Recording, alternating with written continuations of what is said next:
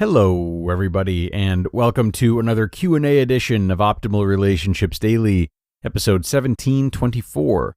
I'm Greg, and it's great to have you here with me as always, especially today when I get to do what I love most here on the show.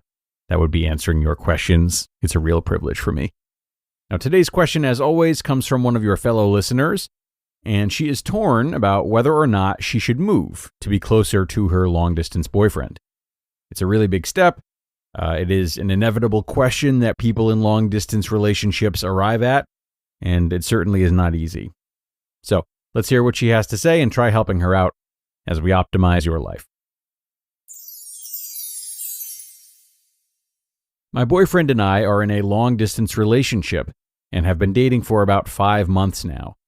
He wants me to move to his home state, and I do as well, so we can grow with each other more as our current schedules are conflicting and is putting stress on our relationship. I want to move, but I'm scared that if I do and things don't work out, it would have been a waste of time and money. What should I do? Okay, thanks for sending this one in, Asker. Those LDRs are no joke, are they? It seems like the really gritty parts of relationships all come in huge waves when we're dating long distance, doesn't it?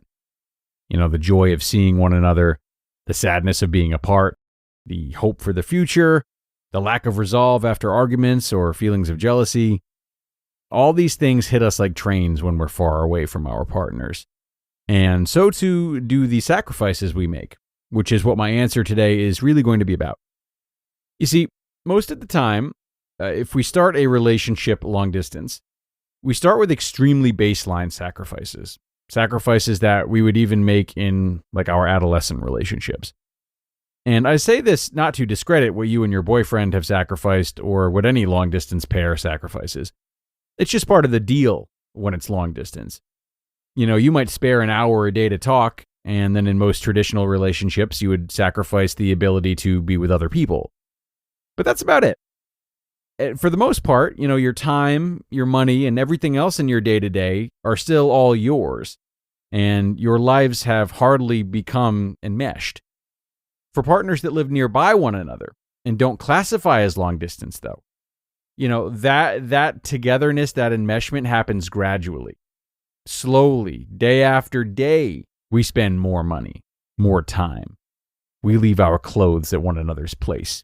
We reveal our difficult family members to one another and bleed more and more into one another's lives until there is enough crossover that a new life has been born. The life between us, in addition to our own separate lives. And that new life is made of sacrifices. Sacrifices that are direct contributors to creation, as they often are. Participants in nearby relationships are making these same sacrifices that you're being asked to make in regards to time and money. But they have the cushion of being able to make them slowly and steadily, which you do not. They're also not asked to uproot their lives geographically, leaving behind jobs and people, etc., like you're being asked to do. Though I am surprised you didn't mention any of those things, just the time and the money, so I'll focus on those. It's a lot to ask. You know, it's a tough situation for you. It's a huge deposit to make all at once, topped off with some extra interest. But still, this is what relationships are made of, big sacrifices. For relationships to progress and become as bountiful as we wish for them to be, we have to put things on the line, even when we know there's risk. We have to cross the threshold between when our personal sense of safety is determined just by us to when it becomes influenced by another person as well.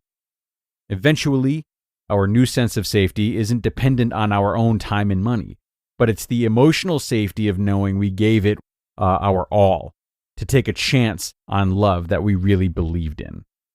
The safe choice becomes whatever choice covers the bases between you and your partner, not just your own bases, if that makes sense. So ask yourself, what is safer to you in the long term? Preserving your own money and finances, or taking a big leap for this relationship and learning a lot about yourself either way? If this doesn't work out, would you be more agonized by the time and money lost, or the fact that you held back in this particular moment at this particular crossroads? And would those agonies outweigh the inevitable opportunity for self-discovery? Now, I know this sounds highly dramatic, and it is. Relationships are very theatrical. However, if right now you feel you would be more agonized by the time and the money lost if this were to not work out, that is perfectly okay. 5 months is very early on. It would be perfectly reasonable, even for a couple that goes on to live a long and beautiful life together, to not be ready for these huge commitments 5 months in. You are allowed to need more time if this decision is still too big for you. Now, I can't tell you where you are in terms of that. My instinct is that you probably need a little more time if you're still questioning it this much, but I could be totally wrong. Maybe you just worry a bit more than most, and you're the type who ends up being ready for things much sooner than you realize. Or you're someone that has to look out for themselves more than most, and you have a hard time trusting people. Or you really struggle with big changes. Or you've been burnt before, losing a lot of time and money on something that you took the leap on and it didn't work out. Not feeling as though the lessons learned from it were worth the struggle, or that you had enough time and money to spare. Maybe you've been known to rush in too fast, or just the opposite. You never feel ready to commit. This is a lot. It's all up for you to determine whether your mind is playing a trick on you and telling you to either move there or not. And this is where my work stops and yours begins.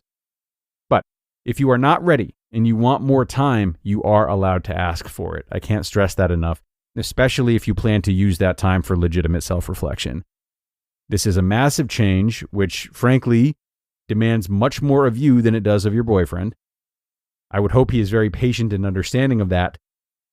If, however, he is pressuring you into this and seems unwilling to cooperate should you say no, then I would worry a bit, as that's a different problem altogether.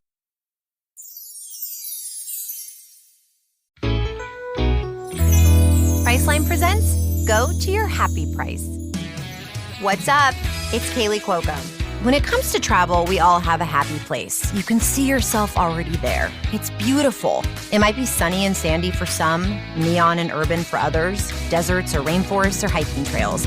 With Priceline, you can get to your happy place for a happy price with deals you really can't find anywhere else. Like up to 60% off select hotels to Costa Rica or 5-star hotels for 2-star prices in Cabo. Go to Priceline.com and travel to your happy place for a happy price. All right, see ya. I'm off to Miami. No, actually, wow, look at that. No, I'm going to Hawaii now. Ooh, Cancun looks nice. You know what? Belize looks pretty nice this time of year. Or, Palm Springs. Go to your happy place for a happy price. Go to your happy price, Priceline. So you open Google Chrome on your phone, you're hunting for a super rare first edition vinyl of a band you're obsessed with, when you're supposed to be working. But this site you tapped on seems pretty shady. And Daryl from IT just jumped up from his desk. Oh no, he's coming your way. It's a good thing built-in malware protection keeps you safe and sound. Not from Daryl, though. Sorry. There's no place like Chrome. Download Google Chrome on your phone. And a big thank you to our asker today. Certainly there are so many ways in which we might have looked at this, career, family, even weather. It goes beyond just a potential loss of time and money. But I'm really glad that the asker identified those as her areas of concern. Anytime we're looking to solve a big problem, we really can run ourselves into the ground considering every single variable.